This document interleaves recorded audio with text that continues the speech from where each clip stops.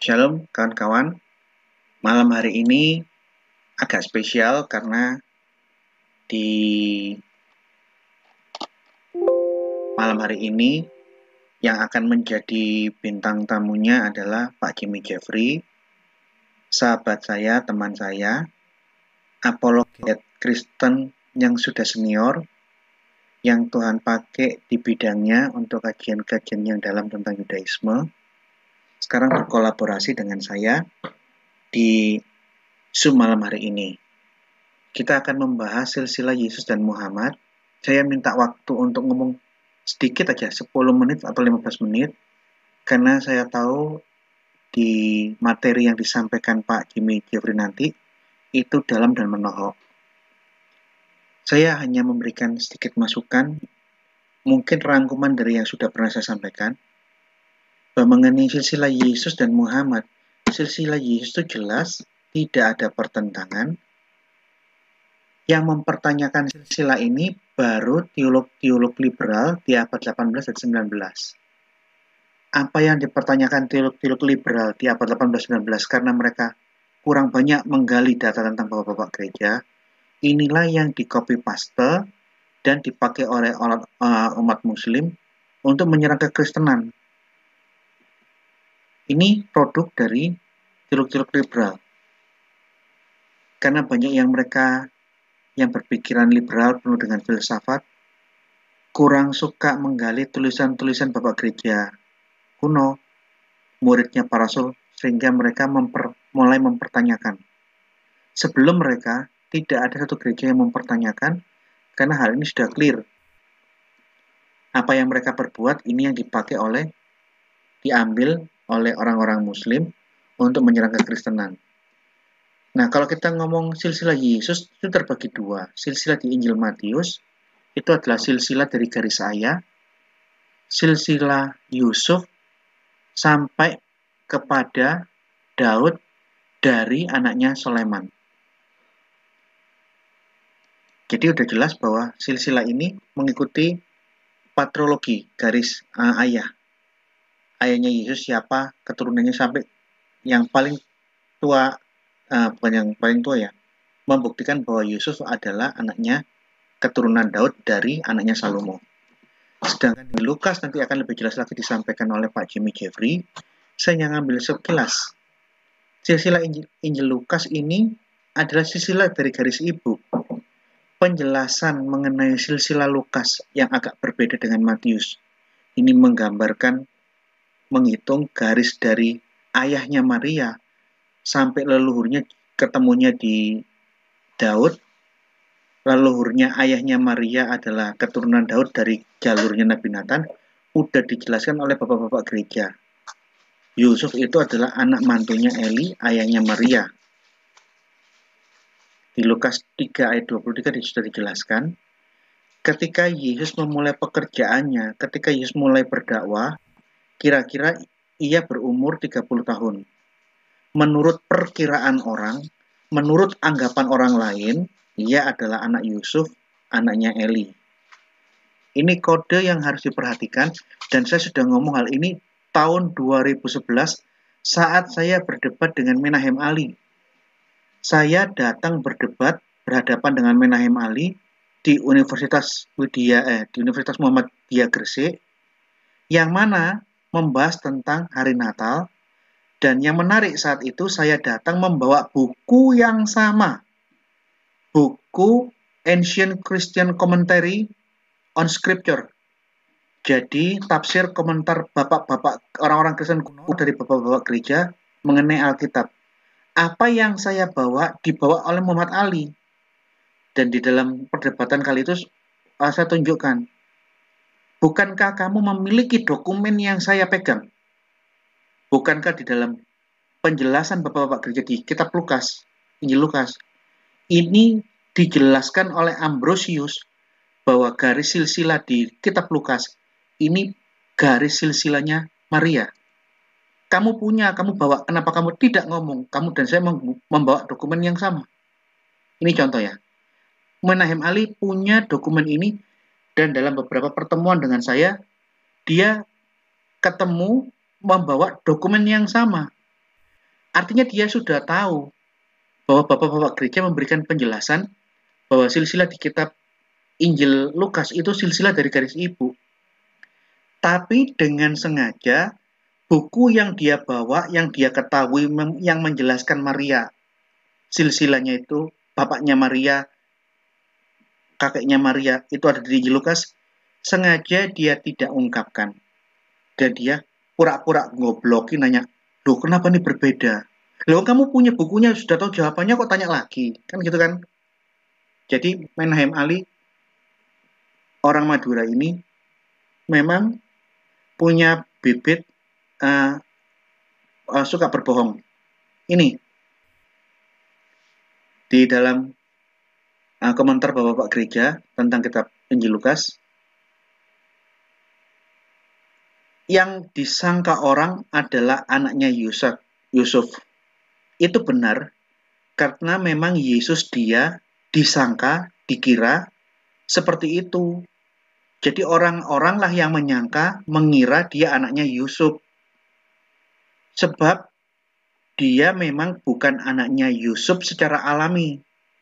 Tetapi dia diduga, disangka orang anaknya. Sebab ia telah lahir dari Maria yang menjadi tunangannya Yusuf, suaminya.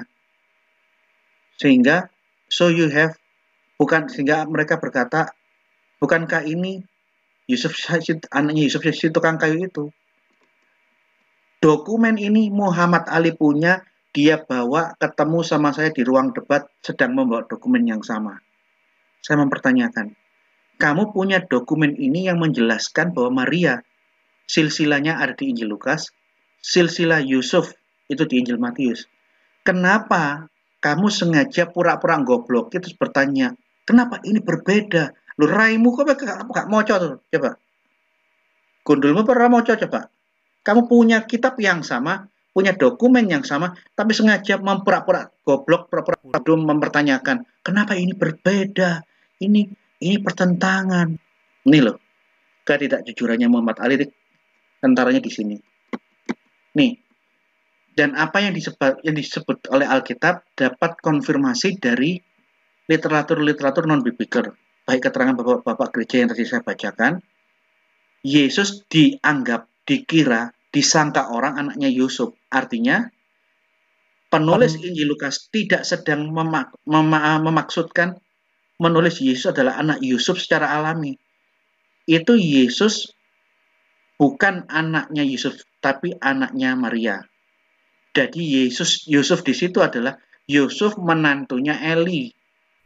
Eli itu bapaknya Maria. Ambrosius dan bapak-bapak gereja yang lain sudah memberikan penjelasan. Bahkan di dalam keterangan Talmud disebutkan Maria anaknya Eli. Tapi bedanya dia dituju pesina, orang yang suka melakukan percabulan. Dia bukan orang yang suci, bukan perawan. Dia pelacur. Intinya yang ingin saya sampaikan di waktu yang singkat di awal ini, tidak pernah ada masalah di kekristenan awal oleh ulama-ulama Kristen manapun, oleh bapak-bapak gereja manapun. Permasalahan ini baru muncul di zamannya munculnya teologi liberal. Sebelum ini tidak ada yang mau mempermasalahkan. Karena memang clear, Matius dan Lukas mencatat dari garis yang berbeda. Malah sebaliknya, silsilahnya Muhammad yang ini super duper bulat. Kok bisa dikatakan dia keturunan Ismail? Yang mencatat, yang memberikan pengakuan, pernyataan sejarah dia keturunan Ismail, itu Ibnu Hisham yang meninggal di Mesir tahun 833. Dia keturunan Muhammad, keturunannya Ismail dari garisnya Nebayot. Tapi ada lagi orang penulis yang berikutnya, sejaman tapi agak lebih kemudian meninggalnya, Ibnu Sa'ad. Di dalam Tabaqat Al-Kubra dia mengatakan, Muhammad keturunannya Ismail dari garisnya Kedar. Ini sudah berbeda. Pertanyaannya, kenapa silsilah ini baru muncul di abad ke-9? Mereka tahu dari mana? Bapaknya Muhammad ini terus leluhurnya ini. Terus ketemu Adnan tuh anaknya ini. Sampai ketemu Ismail, kamu taunya dari mana? Kenapa data ini hanya ada di abad ke-9? Sebelum abad ke-9 tidak ada data semacam ini di sejarah manapun. Coba cari kalau ada data di zamannya Musa. Coba cari data di zamannya Raja Daud, di zamannya Sulaiman, tahun 1000 sebelum Masehi. Tidak pernah ada. Oleh karena itu, data-data klaim-klaim yang hoax dari Ibnu Hisham, Ibnu Sa'ad, ini mendapat masalah di dalam buku-buku literatur yang dicatat oleh ulama-ulama muslim. Ditentang. Karena hadis saya tidak pernah mencatat seperti itu. Hadis saya hanya berhenti mencatat keturunan Muhammad sampai Adnan. Di atasnya Adnan siapa? Tidak ada yang tahu dan tidak bisa dilacak. Lah kok bisa Ibnu Hisham yang bukan periwayat hadis? Kok bisa Ibnu Sa'ad yang bukan periwayat hadis? Dia penulis-penulis kitab sirah, kitab-kitab tarikh yang derajatnya di bawah hadis. Kok bisa membuat klaim-klaim yang seperti itu? Sahih Bukhari hanya berhenti sampai Adnan. Ini yang sahih, diterima masyhur, mutawatir. Setelah Adnan, bapaknya siapa, kakeknya siapa, sampai ke Ismail, tidak ada yang tahu itu buatan-buatannya Ibnu Hisham dan Ibnu Sa'ad. Itu mitos. Tidak ada rujukan sejarah pun. Itu hanya dokumen tertua ya tulisannya Ibnu Hisham dan Ibnu Sa'ad. Dan tidak ada lagi dokumen sebelum Masehi, dokumen abad ketiga Masehi, sebelum Masehi, abad 10 sebelum Masehi, sejaman dengan Musa 1500 sebelum Masehi, tidak pernah ada data semacam itu. Jadi itu hanya klaim-klaim hoax di abad ke-10. Nih, Imam Malik di tahun 750-80-an yang hidup 100 tahun sebelum Ibnu Hisham, dia sudah menolak. Sudah ada orang yang berusaha mengkaitkan bapaknya Adnan, leluhurnya itu nyambung sampai ke Ismail. Ditolak Imam Malik 100 tahun sebelum Bukhari lahir. Sebelum 100 tahun sebelum Ibnu Hisham lahir. Dia sudah menolak. Itu do'if, itu palsu, tidak ada data sejarahnya. Imam Malik menolak. Nah, yang menarik, yang ditolak oleh Imam Malik 100 tahun sebelum Ibnu Hisham lahir, malah Ibnu Hisham menggunakan data yang ditolak Imam Malik 100 tahun sebelum Ibnu Hisham. Jadi data do'if, data kepalsuan yang ditentang Imam Malik, itu yang dipakai Ibnu Hisham.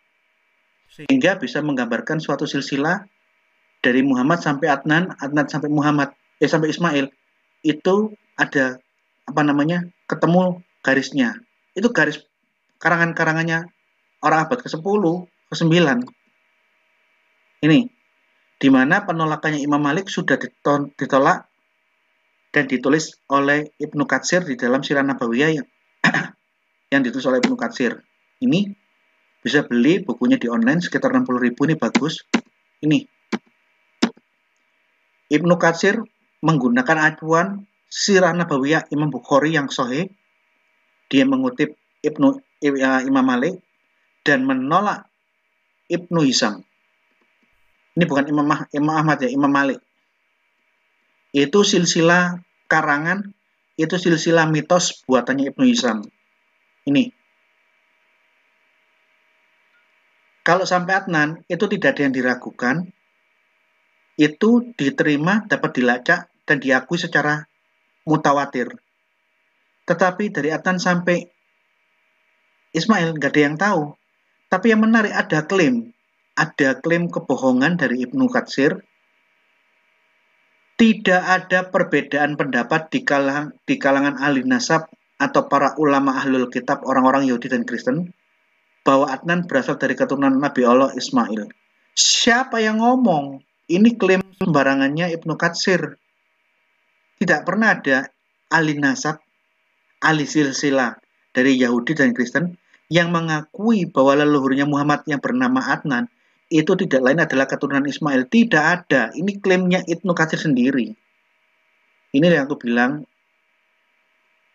kualitas kitab-kitab sejarahnya umat muslim itu ya seringkali bercampur aduk antara mitos dan klaim-klaim yang sepihak.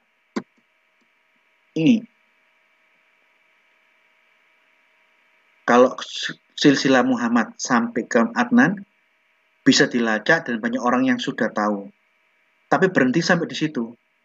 Leluhurnya Muhammad Adnan, ayahnya Adnan siapa, kakeknya siapa, tidak ada yang pernah tahu. Itu karangan-karangan Ibnu Hisham. Ini di dalam Sirah Nabawiyah Ibnu Katsir terjemahan bahasa Indonesia ada kalimat yang memperhalus. Imam Malik tidak menyukai silsilah Adnan silsilah leluhurnya Muhammad setelah Adnan. Ini bukan masalah like or dislike. Kalau di dalam bahasa aslinya, Imam Malik menolak silsilah setelah Adnan karena itu bohong. Tidak ada yang tahu, itu buatan-buatannya Imam Ibnu Hasim sendiri, Ibnu Hisham sendiri. Itu bukan kisah yang sahih, tidak ada rujukan sejarahnya. Itu mitos dan buatannya Ibnu Hisham. Nih,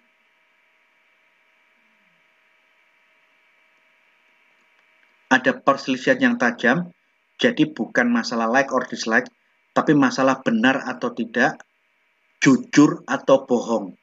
Ini silsilah dari riwayat yang bohong atau benar. Jadi pertikaiannya bukan sekedar suka atau tidak suka, like or dislike, tapi masalah jujur atau tidak jujur, bohong atau benar. Ya, ini bisa dibeli di online, 60 ribuan. Sekian dari saya. Dan selebihnya saya kembalikan ke Pak Jimmy Jeffrey yang akan meneruskan materi malam ini. Mari Pak Jimmy.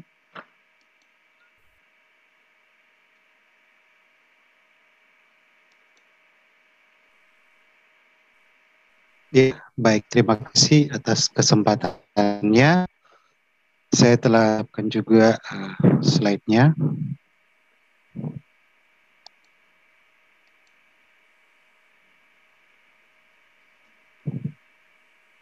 Oke. Sudah tampil ya slide-nya? Sudah. Sudah, Pak. Oke. Kita silsilah Yesus dan Muhammad, studi komparatif historis. Jadi kita akan banyak berkecimpung dengan data historis dari dua sisi, baik dari silsilah Yesus maupun Muhammad. Nah, kalau kita lihat trennya saat ini, memang lagi hangat pembahasan tentang genealogi ini. Tadi Pak Grateria sudah mengatakan, dan di video Pak Grateria juga mengulas yang lebih banyak membahas data internal dari Muslim sendiri, yang seperti tadi yang sudah diulangi, itu complicated. Ada kontradiksi dan saling membantah satu sama lainnya. Saya kira itu poin yang diangkat Pak Gracia dalam diskusi dengan Menam Ali. Nah, yang berikut rekan kita Diki Ngadas lewat channel Verbum Veritatis yang saya perhatikan sudah beberapa ronde dengan Menam Ali membahas masalah genealogi, dan memang Pak Diki concern membahas tentang silsilah Muhammad. Ada beberapa pertanyaan kunci yang sudah diangkat Pak Diki yang sampai presentasi terakhir belum juga dijawab oleh Menam Ali. Kemudian Pak Diki mengkritisi penggunaan terminologi Bapak Gereja yang menurut Pak Diki itu misleading. Karena memang Ali menggunakan rujukan seorang uskup gereja, Theophanes, juga ada John Damascus, itu nanti sudah di abad-abad ke-89, yang menurut Pak Diki dari pembagian periodisasi itu sudah bukan masuk kategori Bapak Gereja. Salah satu rujukannya Philip Scaff. Kemudian juga Pak Diki mengulas bahwa data-data yang disampaikan itu semuanya adalah pasca Islam. Jadi memang otomatis ada bias dari pengaruh Islam terhadap tulisan-tulisan tersebut. Nah, kemudian saya diskusi dengan Menam ahli, ini sebenarnya sudah lama lewat Facebook, terutama mengenai silsilah Yesus, dan nanti belakangan ini mulai masuk ke silsilah Muhammad. Nanti saya akan uraikan dalam materi saya, dan ada beberapa poin baru yang saya sampaikan nanti dalam presentasi ini. Oke, kita lihat poin dari Menahem Ali.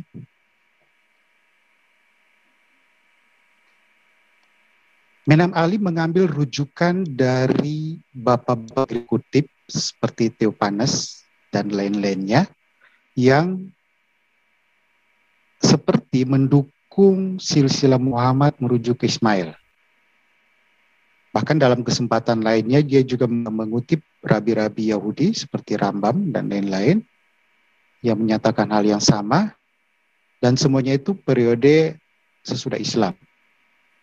Namun Ali juga menggunakan pendekatan kedua, yaitu dari pendekatan terminologi Arab yang menurut dia identik dengan orang Ismail, orang Hagar, jadi Ismailites, Hagarenes atau Hagarites, dan Sarahen.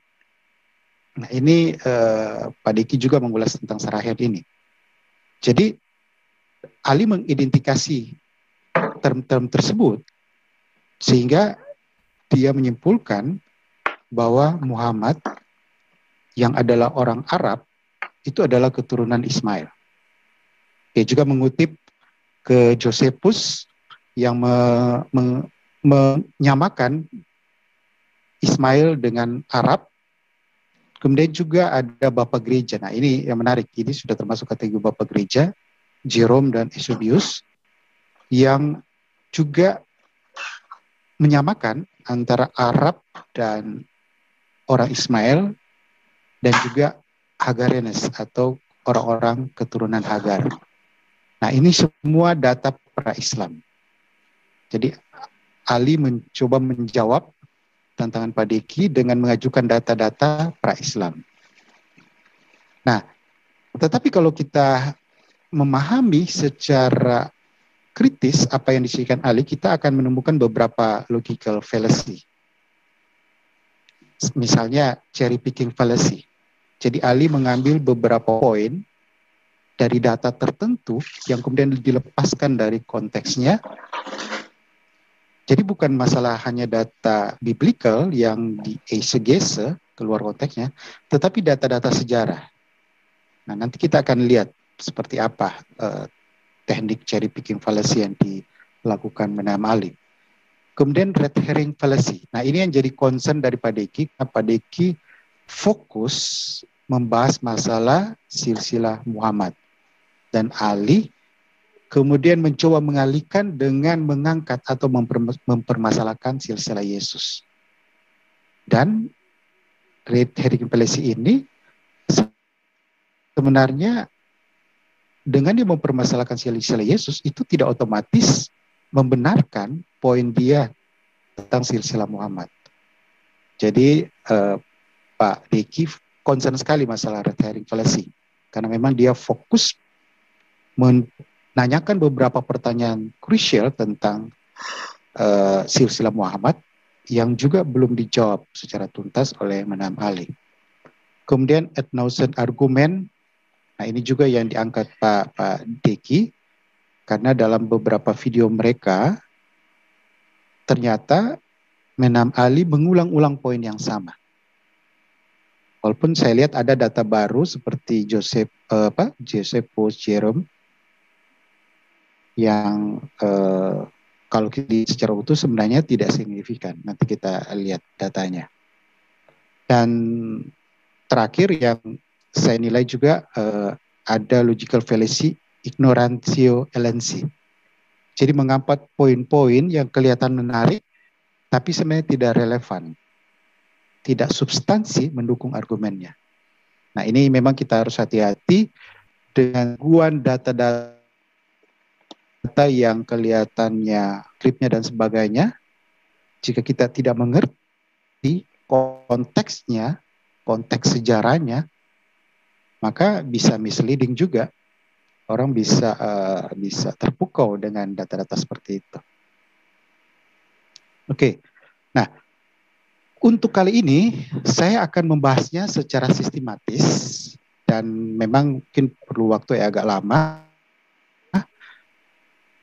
karena saya harus mengangkat dulu dari konteks makronya, Abraham, Ishak, dan Ismail. Ini penting sekali, dan ini juga sebagai starting point kita dalam membahas poin-poin yang diangkat Menam Ali, yang kelihatannya dia banyak mengambil rujukan data-data dari Yudaisme, sehingga kita harus menjelaskan dulu konteks makronya.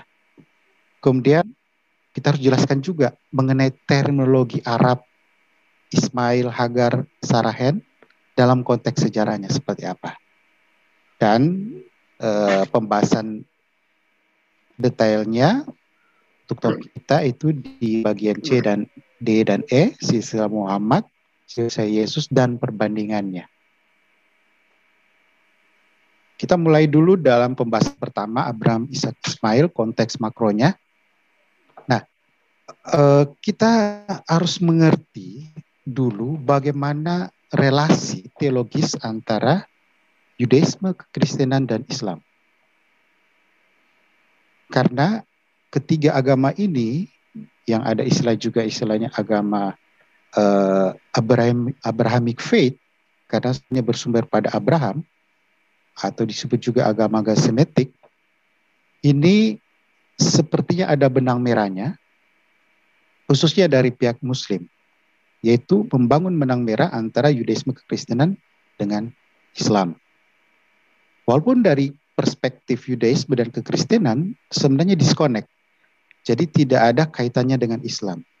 Hanya Islam saja yang mencoba membangun konektivitasnya dengan Yudaisme dan Kekristenan.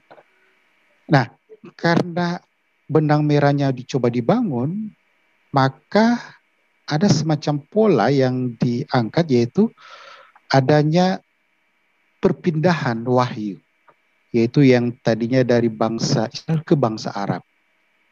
Kemudian nabi-nabi yang sekian nabi, kemudian ada nabi pamungkas, mereka menyebut nabi ke-25, yaitu Muhammad. Jadi mereka tetap tidak bisa melepaskan aspek Yudaisme dan Kekristenan, termasuk kitab-kitabnya, walaupun memang mereka menganggap sudah dipalsukan. Nah, dengan konsep ini, maka para ulama sarjana Islam mencoba menulis ulang, jadi menulis kembali alur sejarah, yaitu dengan membangun konsep keutamaan Arab dan Ismail atau Ismail primacy. Jadi dari Ishak ke Ismail. Nah, makanya itu berbarengan dengan dengan tradisi yang akan dikorbankan adalah Ismail, bukan Ishak. Walaupun sebenarnya tradisi awal, jika dilihat data, lebih banyak sebenarnya ke Ishak. Tapi sejak Nukatir, posisi Ismail yang unggul dan menjadi pemstandar Islam di wilayah ini. Nah, ini kita harus tahu dulu benang merahnya Kristen Yudaisme Islam yang dibangun. Nah, karena adanya benang merah seperti itu, mereka mencari missing, jadi hubungannya yang hilang dan coba ditemukan. Maka beberapa sarjana seperti Menam Ali yang punya kemampuan bahasa Semitik mencoba mencari missing link itu lewat jejak-jejak Islam Muhammad dalam berbagai manuskrip dan dokumen kuno. Terjadilah upaya mencari data-data dari kumpulan data yang ada. Misalnya dalam Kejadian 10 ayat 30 itu ada penyebutan Mesa dan Sefar. Nah, itu dianggap adalah Mekah dan Madinah. Dan rujukannya itu dari Rabi Saadia Gaon. Ini Rabi abad-abad 9, 10 yang banyak mengambil terminologi Islam dalam yang dia tulis dia. Dan ini diambil oleh Menam Ali untuk membuktikan bahwa Mekah itu sudah dan ada dalam bagian. sumur Lahairoi itu dianggap air Zam-Zam, pada letaknya masih di daerah Padang Paran, itu di daerah selatan Israel, itu kemudian dipindahkan ke daerah Mekah. Kemudian Al-Qiblah, ini di yang adalah Nekeb, diartikan menuju selatan atau arah kiblat. Kemudian Hijar al-Hijaz disamakan dengan Syur, itu perjalanan menuju Mekah. Ini saya sudah beberapa bahas di tulisan di blog juga ada. Nanti akan kita bahas di seri berikutnya detail. Dan terakhir juga mencari rujukan dari bapak-bapak gereja tentang Ismail. Muhammad adalah keturunan Ismail. Nah, apakah Ismail premise itu ada dukungan dari Alkitab? Justru tidak, justru bertentangan. Karena dalam Kejadian 17 ayat 20, di situ berbicara tentang Ismail yang dijanjikan akan memiliki keturunan yang banyak. Jadi memperanakan 12 suku menjadi bangsa yang besar. Nah, kemudian di Ayub 1 ada penegasan dari Allah bahwa perjanjianku akan kuadakan dengan Ishak. Jadi perjanjian itu bukan dengan Ismail tapi dengan Ishak. Nah, apa poin kuncinya? Nah, ini yang perlu kita pegang konsep dasarnya. Jadi lepas dari perdebatan apakah dia Muhammad keturunan Ismail atau tidak, poin kuncinya apa? Dalam Alkitab, janji keturunan Ismail itu adalah janji menjadi bangsa yang besar. Tapi bukan agama yang besar. Nah, ini kadangkala membuat orang tergelincir, dan saya kira konsep Abraham fake itu sangat rapuh, sebab dalam Alkitab itu tidak mengajarkan keturunan Ismail akan ada agama atau wahyu lewat keturunan Ismail. Keturunan Ismail hanya dijanjikan cuma menjadi bangsa yang besar. Sebatas itu. Nah, poin kedua, seandainya Muhammad pun keturunan Ismail, itu tidak menjustifikasi kebenaran Islam. Ini poin dasar kita sebelum kita melangkah membahas tentang silsilah Muhammad. Nah, data Alkitab sangat tegas menekankan pada Ishak premise, keutamaan Ishak. Ini kita bisa lihat di Kejadian 17:1, perjanjianku dengan Ishak. Kemudian di Kejadian 20:4, bahwa dari keturunanmu semua bangsa di bumi akan mendapat berkat. Nah, jadi lewat Ishak akan datang Sang Mesias. Itu ditegaskan juga dalam Yesaya, bahwa Mesias itu akan menjadi terang bangsa-bangsa. Dalam perjanjian baru itu semua digenapi. Sehingga semua bangsa-bangsa itu harus mencari berkat di keturunan Ishak, yaitu Sang Mesias. Makanya dalam peristiwa Pentakosta, bangsa-bangsa datang, termasuk dikatakan bangsa Arab, Kisah 2 ayat 11. Jadi bangsa Arab pun harus mencari berkat lewat keturunan Ishak untuk mendapat keselamatan. Dan ditegaskan di Ibrani 1 ayat 2, bahwa firman Tuhan yang tadinya lewat mimpi, lewat penglihatan, pada waktu perjanjian baru itu sudah bukan lagi lewat media itu, tetapi firman itu menjadi manusia. Dan itu ditegaskan, dikatakan pada zaman akhir ini. Artinya sudah closing firman itu. Jadi sejak Yesus selesai pewahyuan untuk keselamatan, maka sesudah itu tidak ada lagi. Jadi ini poin dasar kita. Nah, yang menariknya dalam Quran sendiri itu justru lebih ditekankan keutamaan Ishak daripada Ismail.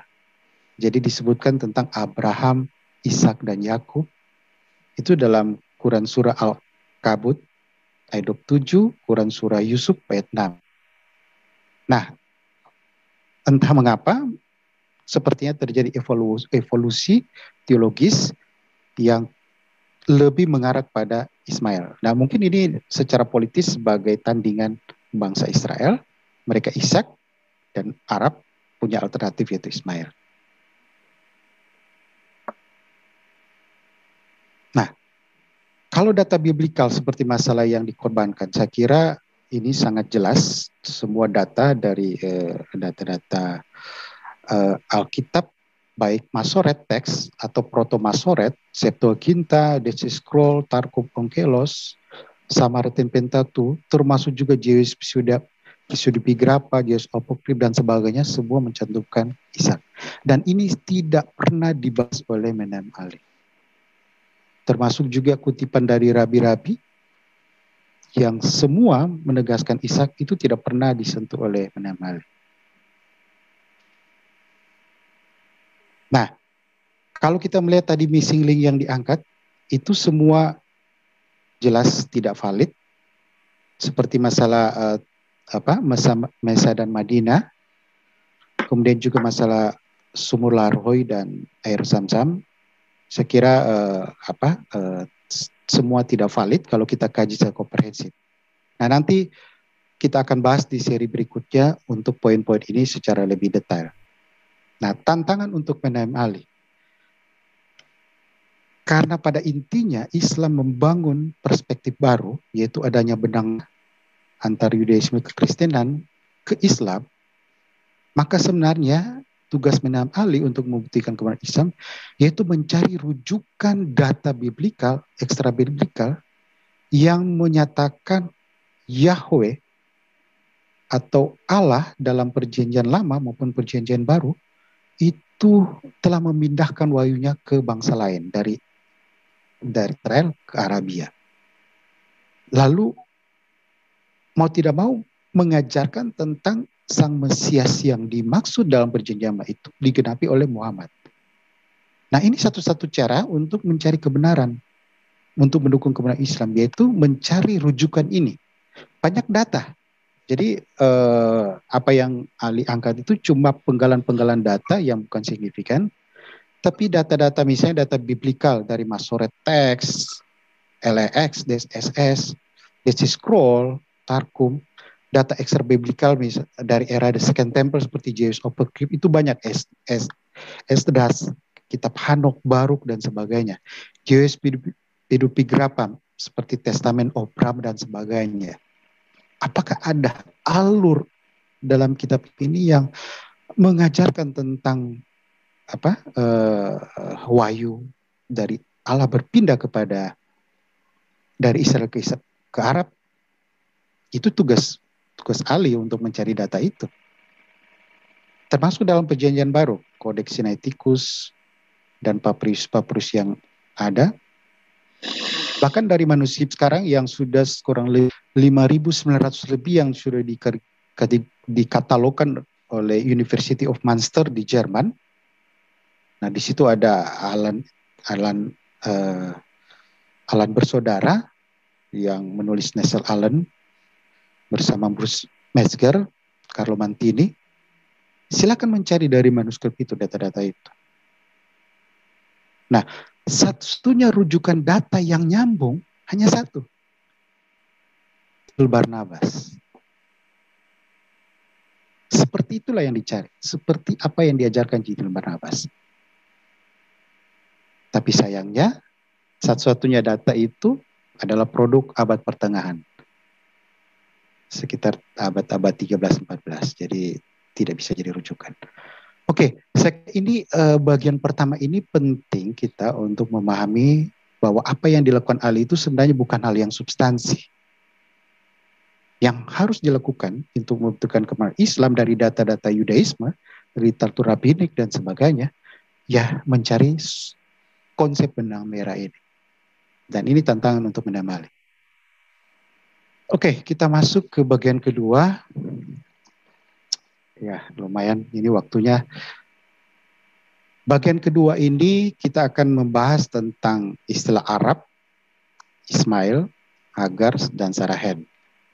Nah, kalau dalam data biblikal tentang Arab, itu menyebutkan ada dikatakan orang Arab, raja-raja Arab, termasuk yang menarik di Galatia 4 ayat 26, Hagar ialah gunung Sinai di tanah Arab.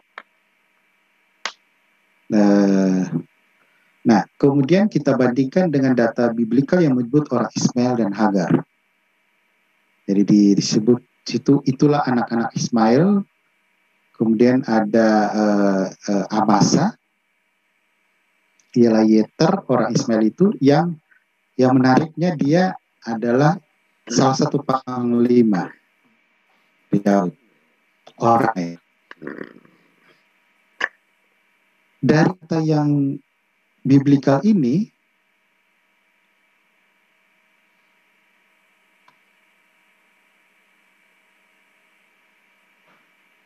dari data biblikal ini, kita lihat bahwa kata Arab dan Ismail itu tidak benar-benar identik. Jadi, not interchangeable. Sepertinya terpisah. Karena memang secara substansi dua hal yang berbeda. Hanya saja sejak era Josephus, ini yang dikutip oleh Menem Ali, orang Ismail itu dianggap Arab. Tetapi ya, tidak semua Arab itu adalah orang Ismail. Oke, ini poin yang penting. Jadi sejak Josephus, orang Israel itu dianggap Arab, tetapi tidak semua Arab itu adalah orang Ismail. Kenapa? Karena yang dimaksud Arab ini banyak. Jadi Arab ini sebuah wilayah yang sangat luas, semenanjung Arabia. Itu mencakup seperti keturunan Joktan, keturunan Kus, Seba dan Denan. Ini dari data-data sejarah arkeologi ini mendiami wilayah Arab Selatan atau disebut dengan Arab Felix di Yaman. Mereka disebut juga Arab. Lalu ada keturunan Tura, Esau, Edom, suku nomaden lainnya yang mendiami wilayah Arab Utara. Jadi kalau kita mau lihat, selain orang Israel, yang jelas Israel, di luar Israel itu dianggap Arab. Sehingga Edom pun akhirnya dianggap Arab juga, karena tidak ada sekarang disebut bangsa Edom. Semua dianggap Arab. Bahkan sejak Arabisasi dari Kekhalifan Islam, semua Mesir pun dianggap Arab, padahal mereka Koptik. Jadi Arab ini bukan kesamaan genetik, tetapi lebih pada kesamaan kebersamaan suku-suku nomaden yang ada di semenanjung Arabia yang disebut Arab. Jadi sebenarnya kumpulan bangsa-bangsa nomaden, bangsa berpindah-pindah. Nah, istilah Sarahen, ini Pak Deki juga sudah membahas masalah Sarahen, dan yang menarik, Ali banyak sekali membahas tentang istilah Sarahen ini, yang istilah ini memang akhirnya dilekatkan kepada bangsa Arab Utara. Jadi Arab Utara. Jadi pertama ditujukan pada orang-orang Ismail atau orang Arab Utara, disebut Sarahen. Namun kemudian seluruh Arab, termasuk orang Arab Felix, Deserta, itu disebut Sarahen, dan berikutnya identik dengan Islam. Nah ini siapa? Nah kalau kita melihat Table of Nation, ini ada rincian tentang sebaran keturunan Nuh. Di sini kita lihat yang disebut Arab, ini dari keturunan Joktan. Kemudian dari keturunan Ismail. Ada juga Edom dan beberapa lainnya. Ini yang kemudian berkumpul yang disebut sebagai bangsa Arab. Nah, sekarang kita lihat tradisi Islam. Pemahaman umum, Ismail itu dianggap bapak bangsa Arab. Walaupun ini memang agak aneh, dia disebut bapak bangsa Arab, tapi dalam tradisi Islam, dalam hadits dikatakan Ismail belajar Aramik dari suku Jurhum di Mekah. Orang yang belajar Arabik apakah disebut bapak bangsa Arab? Ini memang aneh. Maka mereka membangun istilah Arab Mustariba atau yang diarabkan. Jadi Arab Utara itu bukan Arab asli, tetapi yang diarabkan. Waktu kapan? Waktu peristiwa Ismail Abraham ke Mekah yang belajar Arabik. Nah, ini apakah ada dukungan data sejarah? Saya kira sampai sekarang tidak ada signifikan. membuktikan Abraham Ismail pernah ke Mekah. Nah, dari tradisi Islam sendiri, ternyata Nuh, semua keturunan Nuh itu dianggap Arab. Kemudian mereka juga berbahasa Arab. Ini ditulis dalam The Life of Muhammad atau Sirah Nabawiyah, juga dalam History of Tabari. Jadi sebenarnya Arab ini dari tradisi Islam ini tuh luas sampai ke Nuh. Sehingga memang aneh kalau mengatakan bahwa Ismail itu adalah bapa bangsa Arab. Nah, sekarang kita akan lihat data akademisnya. Nah, ini data yang penting. Ancient Arabia atau Arabia kuno itu dari beberapa scholar itu membuat kategorinya ada 3. Arab Petraea atau Arab Utara yang dihuni oleh orang-orang keturunan Ismail, Hagar Ketura, Arab Felix, Arab Selatan, dan Arab. Nah, kita bisa lebih jelas visualnya. Perhatikan peta di bagian kanan ini ada pembagiannya. Di atas ini Arab Petraea atau Arab Utara, kemudian ada Arab Deserta, dan di bagian selatan Arab Felix. Nah, Arab Deserta ini sudah mencantumkan di sini ada Medina Mekah. Ini sebagai ilustrasi. Jadi posisi Mekah ini ada di Arabia Deserta, Arabia Sentral. Nah, dalam diskusi yang lain dengan Imam Ali, mungkin nanti ada kesempatan kita akan bahas. Dia mengangkat tentang Makorabah. Makorabah dari Ptolemy yang oleh scholar, memang mayoritas scholar orientalis mengatakan itu identik dengan Mekah. Walaupun memang ada dissenting opinion yang mengatakan itu, terutama juga masalah letak koordinatnya yang tidak tepat. Nah, itu dibantah Ali, katanya Najran saja yang dalam Ptolemy itu namanya negara juga tidak tepat. Nah, masalahnya kalau Mekah itu dalam Quran dikatakan kota induk, the mother of city, atau dianggap pusat penyembahan kuno, maka harusnya menjadi perhatian Ptolemy sehingga tidak harus miss lah titik koordinatnya seperti itu. Karena mereka beranggap bahwa Mekah itu bukan kota yang tidak signifikan, kota yang signifikan. Tapi sayang sekali, akurat koordinatnya, kemudian juga tidak ada referensi ekstra. Dan yang poin penting juga, Makoraba itu, Ptolemy itu tertanggal masih abad kedua, masih ada rentang ratusan tahun dengan era Abraham. Oke, kita akan bahas khusus tentang Makoraba dalam sisi lainnya. Nah, ini Ancient Arabia. Kalau di sebelah kiri ini kita lihat sebaran ada keturunan Coktan, itu di Arabia Felix. Juga ada Seba Dedan, keturunan Kus, juga di Arabia Felix. Nah, sekarang kita perhatikan Arab Petraea. Arab Petraea ini identik dengan kerajaan Nabatean. Jadi gini, orang Ismail akhirnya menjadi menjadi suku-suku yang menonjol di Arab Petraea. Sehingga pada waktu masa Josephus, orang Ismail itu diidentikan dengan Arab. Maka wilayah tempat orang-orang Ismail itu kemudian disebut juga Arab Petraea. Kata Petraea itu dari kata Petra yang menjadi ibu kotanya. Ibu kota dari mana? Kerajaan Nabatean. Nah, kerajaan Nabatean ini berkait dengan keturunan Nebayot atau Nabit. Dan ini kerajaan yang cukup signifikan pada abad-abad awal. Nah, ini lokasinya seperti ini. Jadi kerajaan Nabatean yang kemudian juga menjadi Arab Petraea, dan Arab Petraea itu dijadikan nama provinsi kesekian dari Romawi, pemerintah Romawi.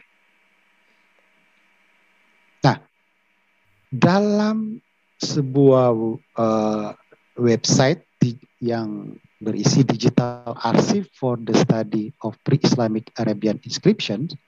Ini juga dikutip oleh Imam Ali. Ada korelasinya. Nah, ini di sebelah kanan ini sebaran dari inskripsi. Jadi ada ratusan mungkin ribuan inskripsi yang ditemukan di Arab Utara. Dan itu rata-rata peninggalan dari kerajaan Nabatean. Oke, jadi ini poin yang jelas sekali. Nah, selanjutnya kita masuk ke Arabia Felix. Nah, Arabia Felix ini warna merah di sebelah kiri ini sebaran banyak sekali inskripsi yang termasuk juga Ali mengutip salah satu inskripsi walaupun dia tidak memaparkan jelas isinya apa. Bahkan datanya untuk di cross check juga dia nggak jelas mencantumkan linknya untuk bisa di cross check lagi. Jadi kerajaan Arab Selatan itu ada kerajaan Himyar yang terkenal, kerajaan Sabean, yang kerajaan Yahudi, orang-orang Yahudi. Makanya ada orang Yaman. Nah, yang menarik kalau kita perhatikan, daerah di sini ada di Taif, itu daerah Mekah, Jeddah dan sebagainya, yang Arab Peserta, itu ada ini satu yang aneh. Kalau dianggap Mekah dan adalah pusat kebudayaan, gak ada datanya. Bukan cuma di Mekah, di daerah sekitarnya. Ya karena memang Arab Peserta ini, yang daerah tengah ini adalah suku-suku nomaden. Nah, lalu bagaimana cikal bakal sampai ada Mekah? Cikal bakalnya itu karena migrasi dari suku Quraisy dari Yaman ke Mekah pada sekitar abad keempat. Ini tesis dari Rafat Amari yang cukup logis. Nah, buku Rafat Amari ini sebenarnya buku yang menarik, yang judulnya Islam in the Light of the History, yang dilecehkan. Nah, ini oleh Imam Ali dianggap, buku nggak terkenal, bukan terbitan Brill, Springer. Lalu saya jawab di dalam satu diskusi, iya walaupun tidak di penerbit terkenal, tetapi setidaknya buku resmi, ada ISBN-nya. Lalu Ali lagi mengatakan gini, kalau coba ISBN, tulisan Harry Potter juga punya ISBN. Nah, saya kira ini sikap yang terlalu a priori. Ada kata pepatah, don't judge the book by the cover. Silakan nilai isinya. Dan kalau kita perhatikan tulisan dari Rafat Ari itu banyak sekali referensi, primary source, tulisan langsung dari Ptolemy, Herodotus, Agartidas dan macam-macam. Nah, walaupun memang Ali mengkritik terakhir waktu membahas Pakoraba, Amari merujuk pada tulisan Patrice Kohn, The Meccan Trade. Tapi saya kira data-data lainnya ini cukup signifikan dan wajar saja dia mengutip pendapat yang lain. Tetapi kalau kita perlihat dia melakukan riset independen karena banyak sekali datanya. Silakan yang belum membacanya dipelajari lagi, dan Ali sepertinya tidak membahas semua, menghindar beberapa data yang jelas, yang intinya Rafat Ari membuktikan bahwa banyak penulis-penulis sejarah kuno, peta kuno, yang tidak mencantumkan Mekah dalam petanya. Nah, ini jadi pertanyaan, apa benar Mekah eksis setidaknya sebelum abad keempat? Nah, ini jadi pembahasan tersendiri. Oke, apa poin penting yang kita dapat? Poin pertama, suku Quraisy di Mekah, tadi saya sudah sebutkan, itu diduga bermigrasi dari Yaman. Nah, kemudian tidak ada data inskripsi Arabia kuno di wilayah Mekah sekitarnya atau Arab Peserta. Nah, ini poin pentingnya. Tidak semua Arab adalah orang Ismail. Maka penyebutan Muhammad sebagai bagian bangsa Arab tidak otomatis sebagai keturunan Ismail. Nah, karena kuncinya yaitu bagaimana Menam Ali membuktikan bahwa Mekah, daerah Arab Desirta itu lebih terasosiasi dengan Arab Petraea dibanding Arab Selatan. Tapi data-data yang ada justru lebih mengarah pada Arab Selatan, yang berarti bukan keturunan Ismail. Saya kira ini data penting sekali untuk dikaji. Nah, kalaupun akhirnya semua Arab, termasuk Arab Selatan, termasuk juga Arab Desirta, itu semua dianggap Arab, lalu semua dianggap Ismail, itu tidak otomatis Muhammad itu keturunan Ismail. Karena dari data ini. Saya kira ini poin penting yang sekaligus menjawab kutipan dari Jerome, Eusebius, dan sebagainya yang menyamakan Ismail dengan Arab. Karena ternyata Arab itu luas, dan Arab Desirta, lokasi tetap Muhammad, Mekah, justru lebih terasosiasi ke Arab Selatan yang bukan keturunan Ismail. Nah, ini saya kira poin penting yang sekaligus menjawab semua data berkaitan dengan Arab Ismail. Dan sebenarnya ada poin tambahan lagi yang membuat saya juga bertanya-tanya. Kalau dikatakan Muhammad keturunan Ismail, lalu anggaplah dia bagian dari Arab Utara. Itu kan tidak sesuatu yang istimewa. Karena semua orang berpeluang. Namanya orang Arab, kalau Arab Utara, yang keturunan Ismail, otomatis keturunan Ismail. Bukan hal yang substansi sebenarnya. Sama dengan dikatakan bahwa Yesus itu orang Israel. Ya jelas, tidak perlu dibuktikan Yesus orang Israel. Namanya dia orang Israel, ya otomatis. Jadi kalau memang Muhammad adalah orang Ismail, Arab Utara, keturunan Ismail, ya sudah, otomatis keturunan Ismail.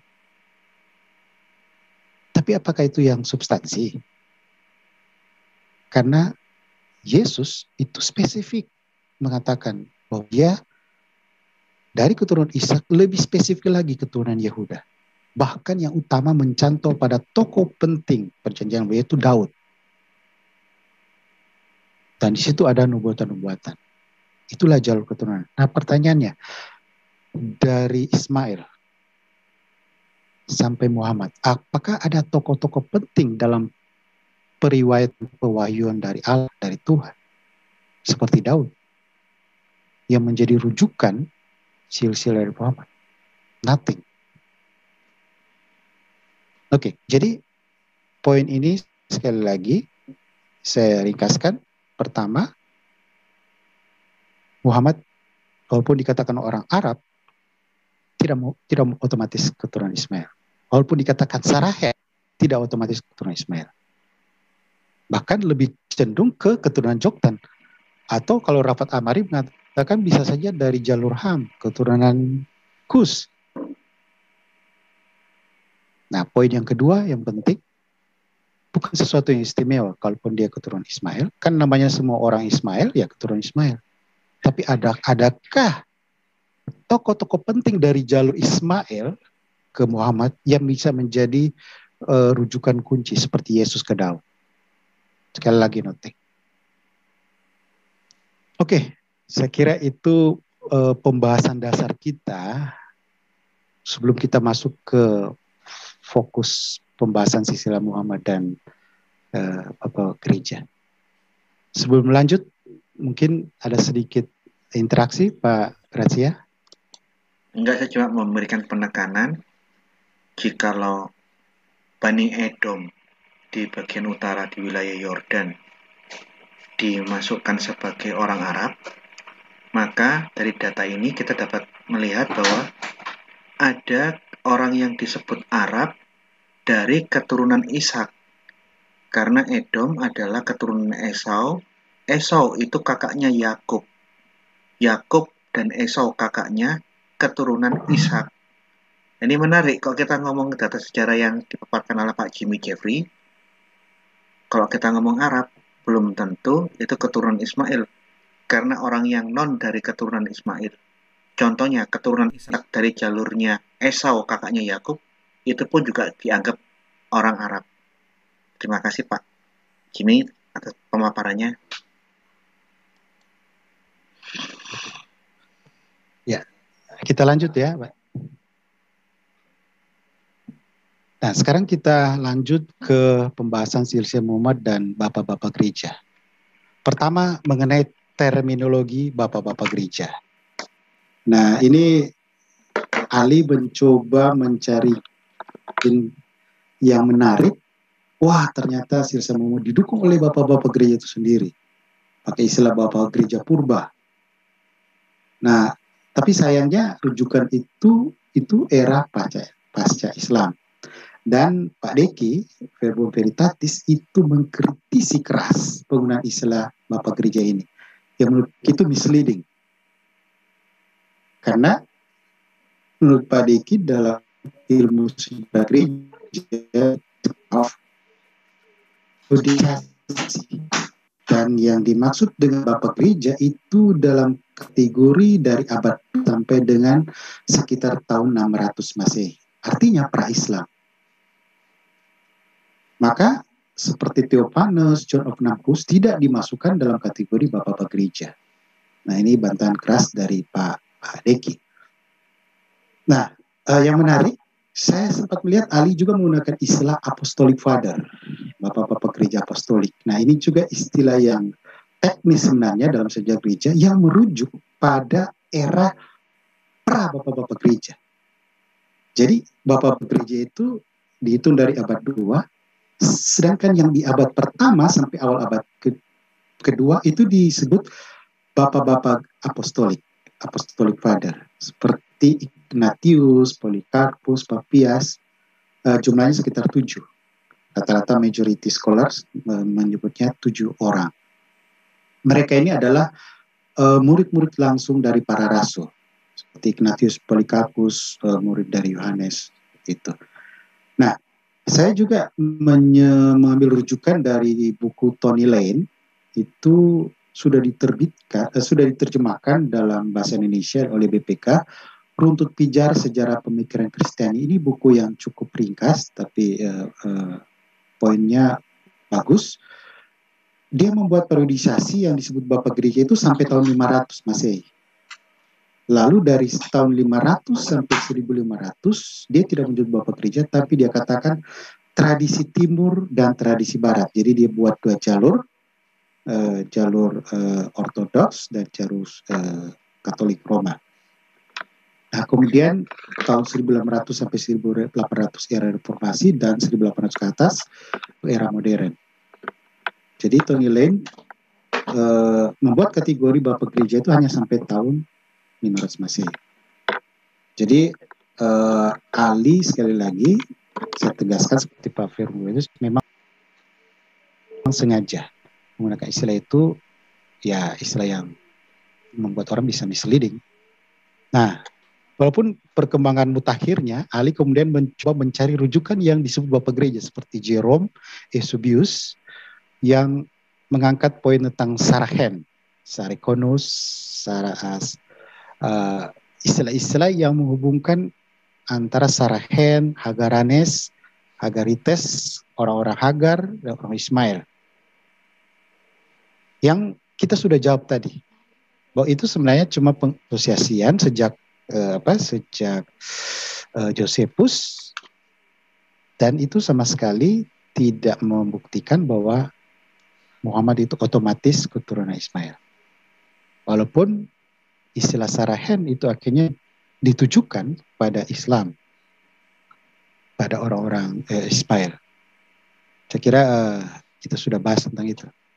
Nah, kita coba ambil contoh detail Theophanes the Confessor, ini tahun 760 sampai 814 Masehi.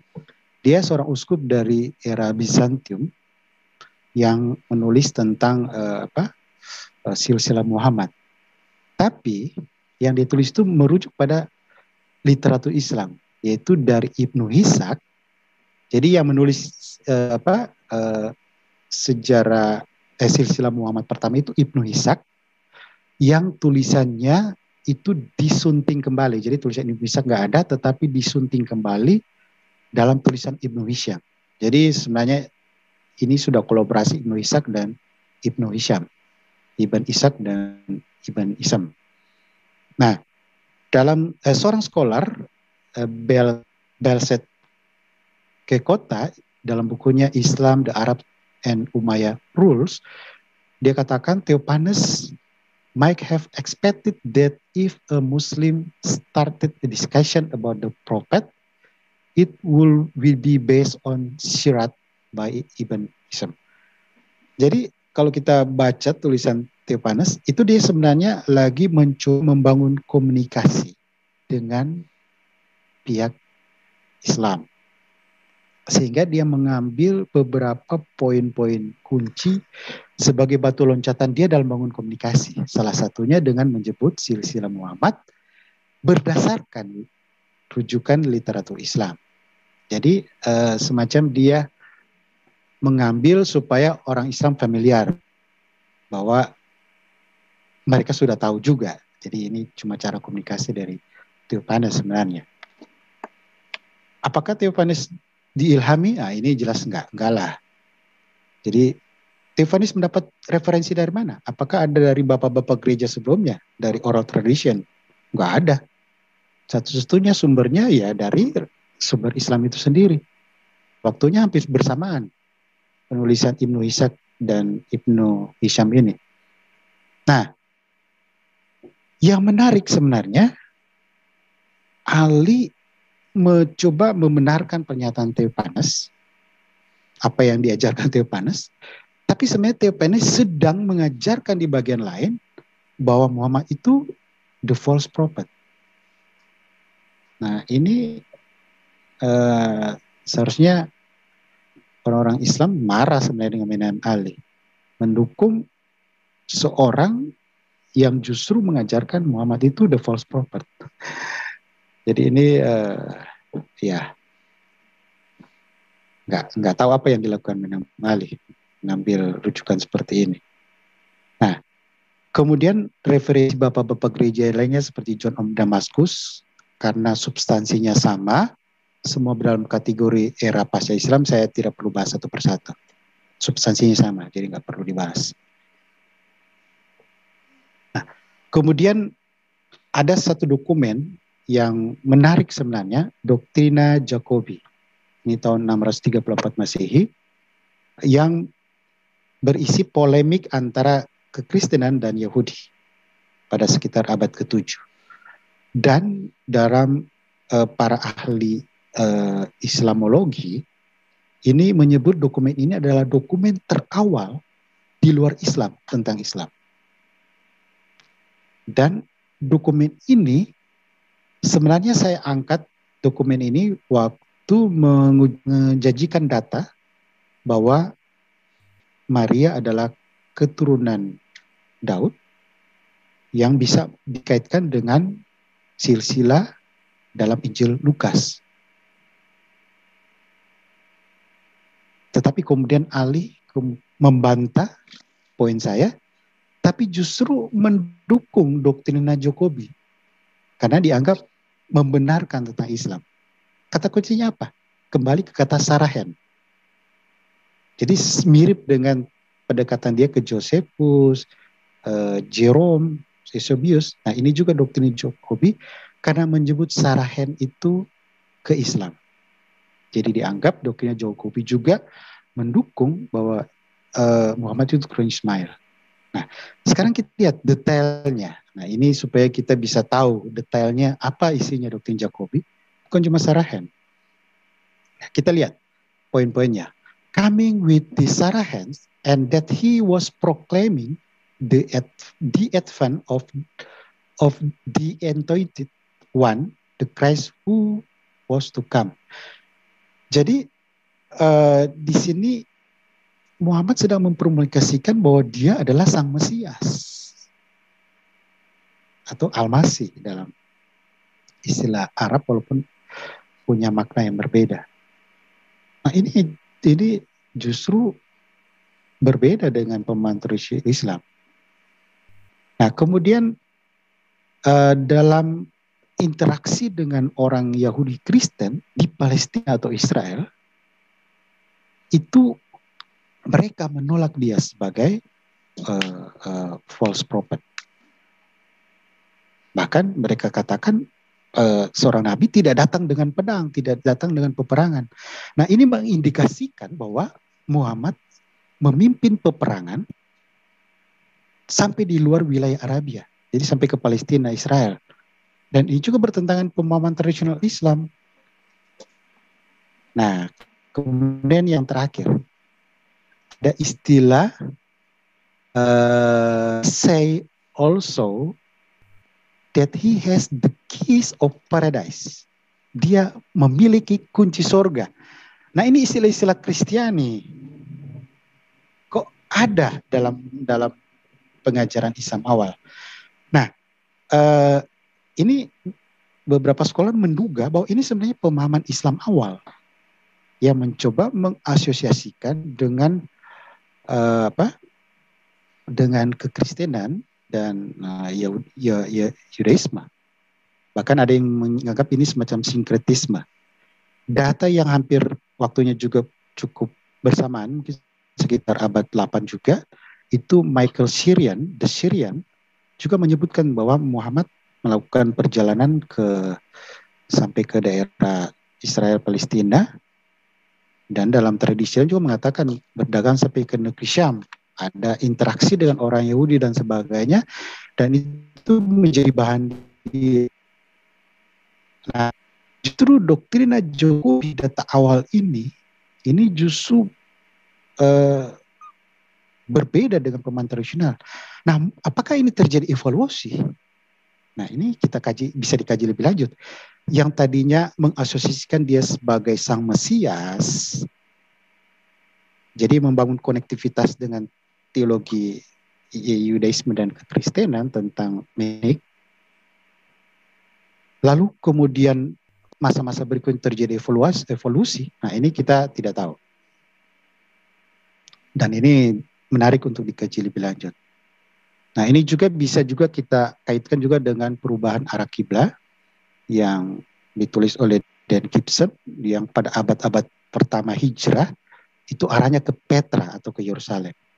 Lalu kemudian nanti abad kedua Hijrah mulai berpindah ke Mekah, masih ada ke Petra, nanti abad ketiga Hijrah semua ke Mekah.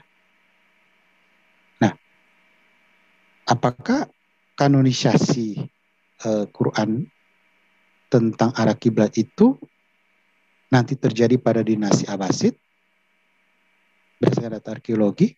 Nah, ini menarik juga dikaji, tapi itu pembahasan tersendiri. Oke. Nah, saya kira itu pembahasan kita tentang Muhammad dan rujukan ke Bapa Gereja. Sekarang kita bahas tentang silsilah Yesus melalui Yusuf dan Maria. Pertama, Yesus anak Yusuf. Itu jelas. Dan itu menurut orang Yahudi kontemporer, artinya pada masa Yesus. Bahwa mereka katakan, bukankah ini Yesus anak Yusuf? Dan beberapa data lainnya. Jadi tidak ada yang menolak bahwa Yesus itu bukan anak Yusuf. Nah, Yesus memang bukan anak biologis Yusuf.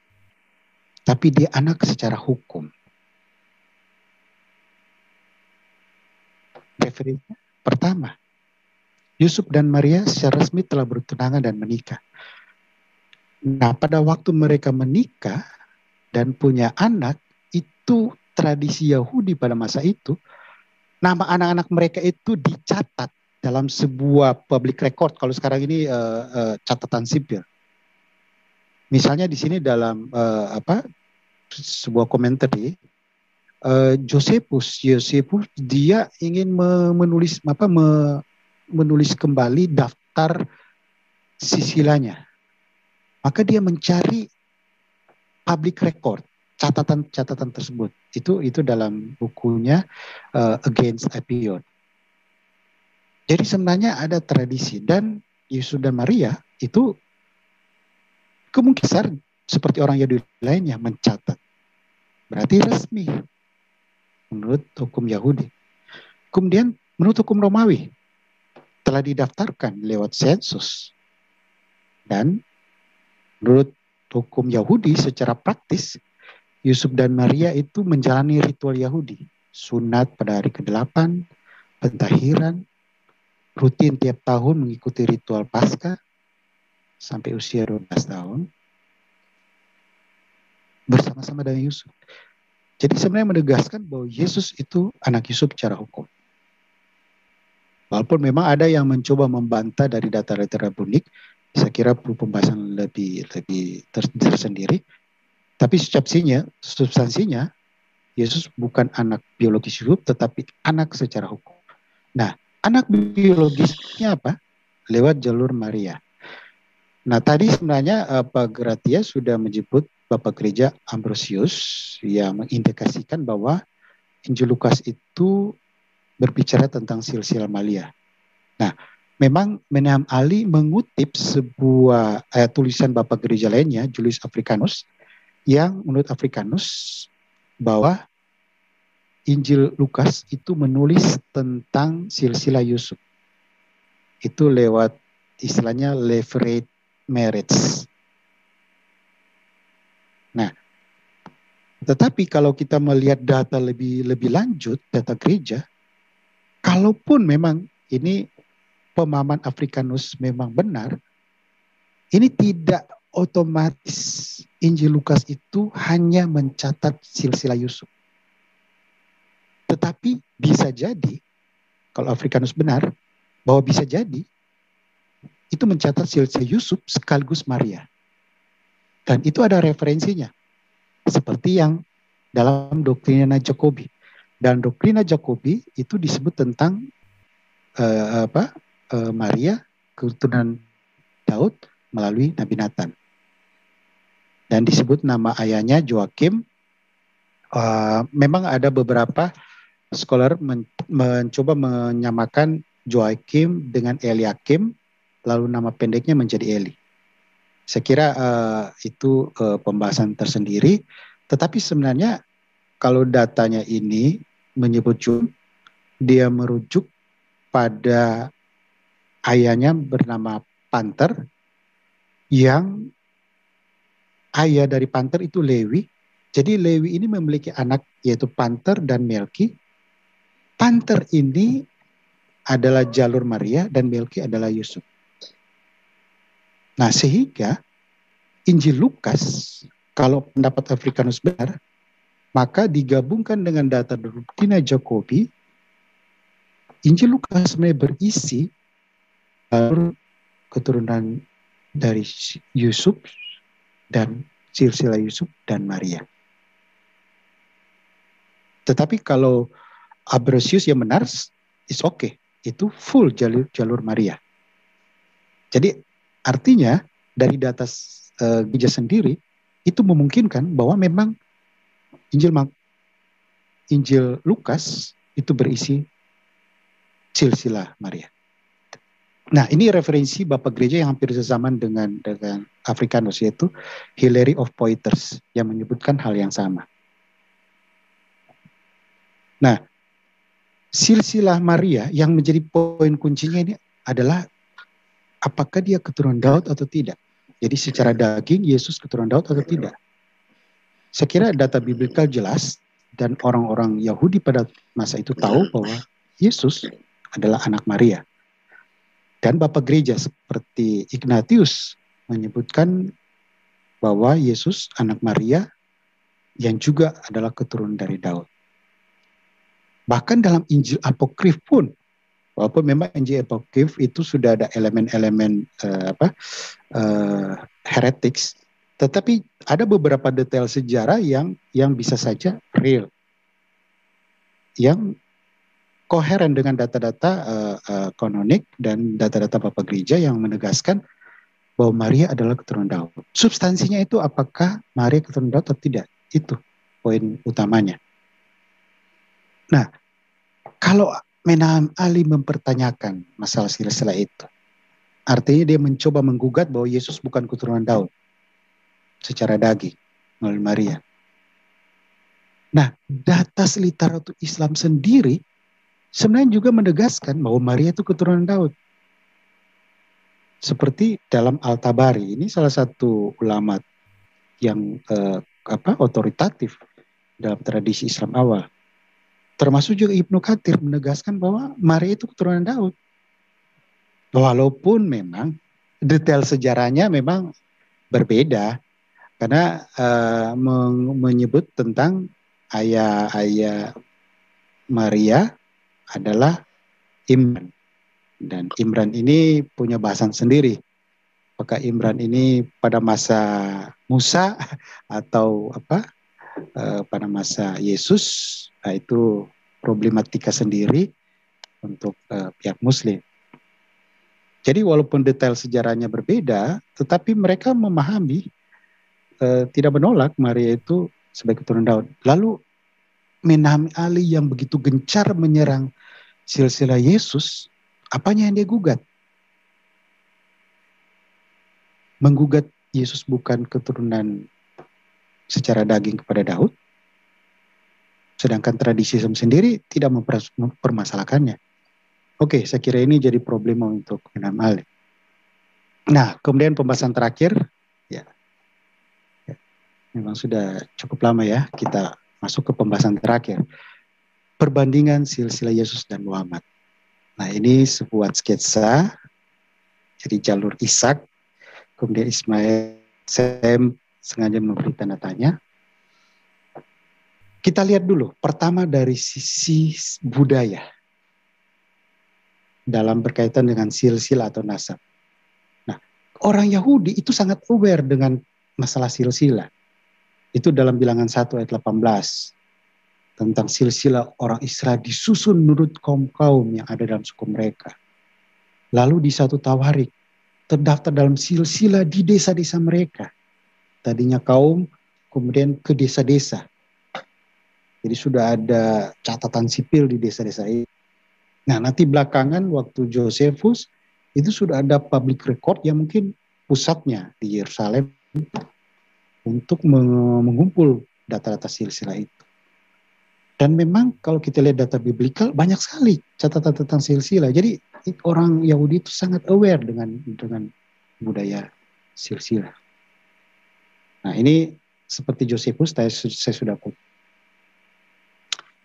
Bagaimana dengan Arab, budaya Arab? Nah, ini tantangan juga untuk Menam Ali untuk menggali. Saya mengutip seorang scholar dalam tulisannya Oral Tradition to Written Record in Arabic Genealogy.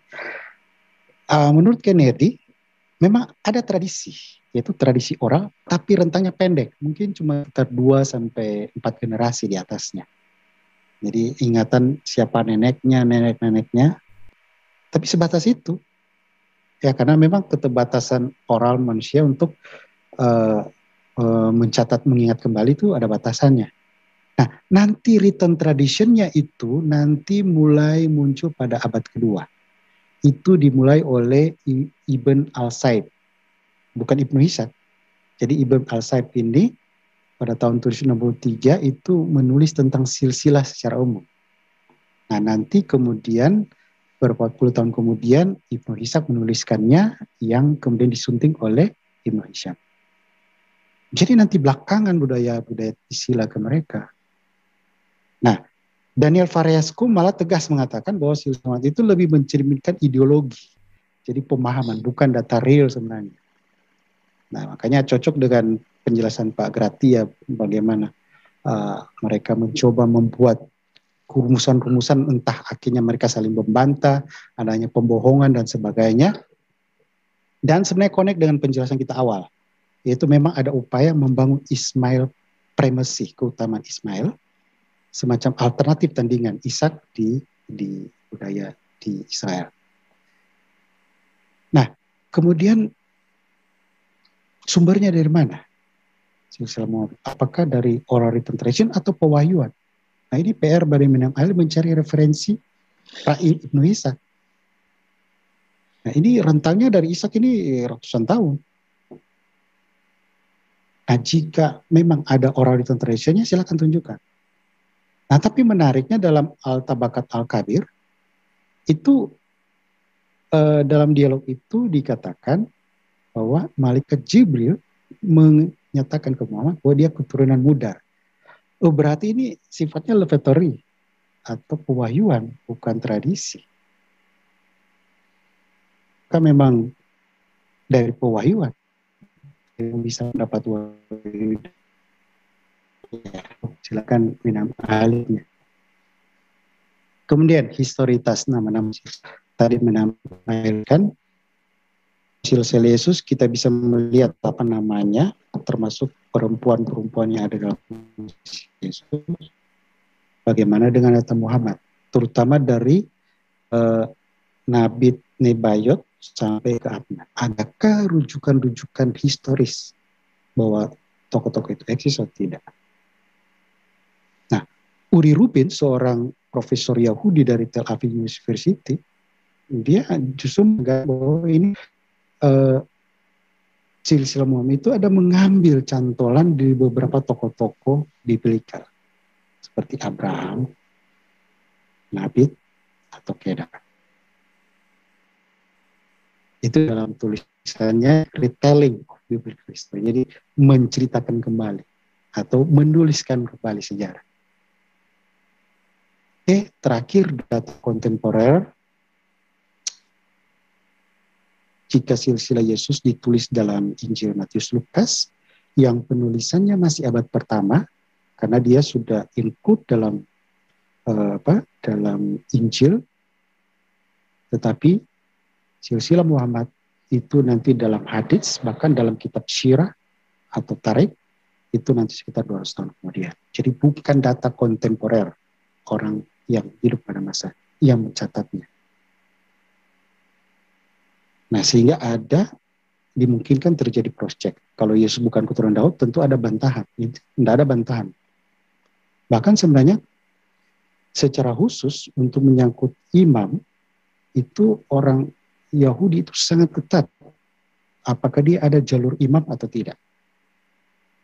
Nah, apalagi untuk Sang Mesias. Mereka akan menyelidiki betul enggak. Ternyata rujukannya itu keturunan Yehuda, keturunan Daud, dan itu terpenuhi dalam Yesus. Dan tidak ada bantahan untuk hal itu dari orang Yahudi. Oke, kita akan menutup poin ini berdasarkan kajian komprehensif data historis. Jadi kita bisa melihat kajian Menam Ali itu tidak valid. Dan seperti pembahasan awal, sebenarnya Ali yang harus dibuktikan itu konsep benang merah, bagaimana ada wahyu yang berpindah dari bangsa Israel ke bangsa Arab, adanya nabi baru. Itu yang dia cari datanya, bukan detail-detail tadi yang sebenarnya tidak signifikan. Dan terbukti apa yang dia bahas, semuanya tidak valid. Oke, demikian presentasi saya. Terima kasih. Kembali ke Pak Kasia.